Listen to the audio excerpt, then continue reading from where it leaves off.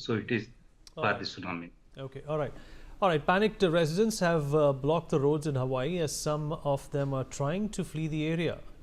Here in Alanui Ke Alii, a town on the island of Maui, you can see traffic jams on the roads as people are trying to flee to higher ground. Emergency response authorities are in full effect in Hawaii with an evacuation drive underway in all the islands of the American state.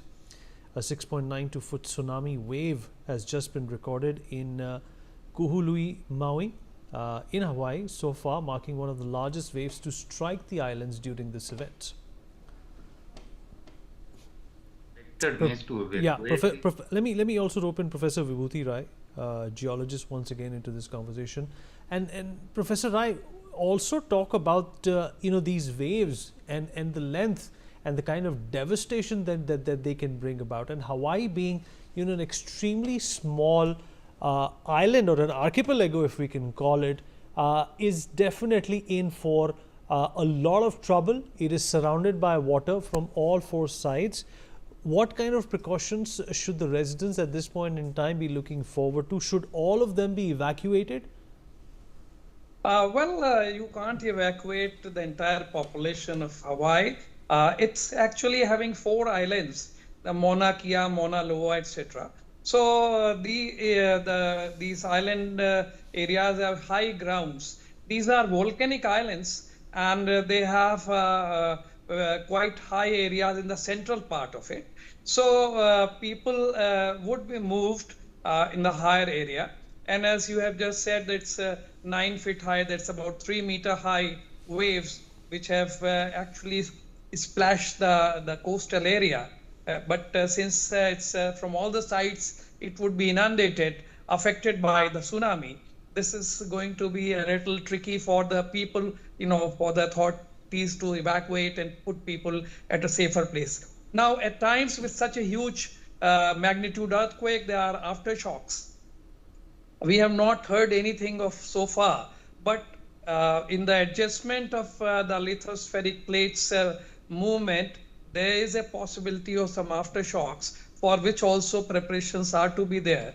And I think all the concerned authorities, fortunately, Japan and the US and its islands, they have the infrastructure to take care of it.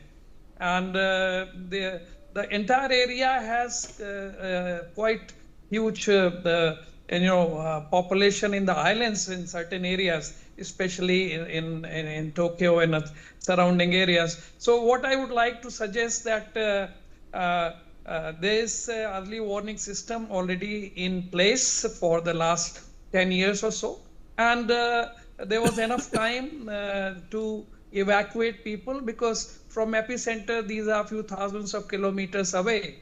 But I think the waves would be there for 24 hours or more, about 30 hours from the initial shock. So the waves in the coastal area are going to be there, and I would imagine that the sea would be quite wild, especially for ships and others. So coastal areas need to be taken care of. But I think the area where we have this earthquake had a history of huge earthquakes in the past. So there is quite preparations out there. And in tsunami affected areas, I think it would not be much of devastation in terms of people losing their lives, because all these countries have quite preparations, especially Japan and western part of USA, where we have the San Andreas fault, which gets into the Pacific plate also at some point of time. So, all right.